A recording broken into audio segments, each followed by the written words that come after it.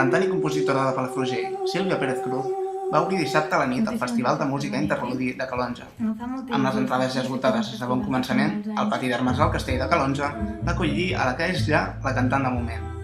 Sílvia Pérez Cruz va presentar el que ha estat el seu primer disc en solitari després de formar part de duets o de grups com les Migues. 11 de novembre és el nom del disc, una combinació d'estils musicals variats, des del jazz, passant pel flamenc, la música brasilenya, l'havanera o la música tropical. El concert de presentació del disc, que abans que Calonge només havia estat presentat al Gran Teatre del Liceu de Barcelona, va ser una combinació d'estils però també d'idiomes. Castellà, català, portuguès o gallec van ser els idiomes que la Sílvia Pérez Cruz va utilitzar per omplir una nit màgica davant d'un públic totalment entregat.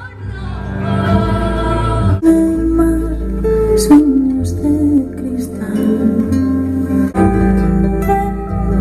protégeme bien.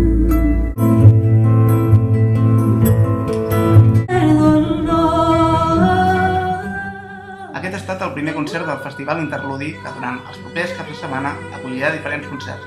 El proper dissabte serà el torn del músic Marc Parrot i el seu espectacle Ombres de Plata, un espectacle musical basat en les pel·lícules del cinema mut de Segundo de Chomón.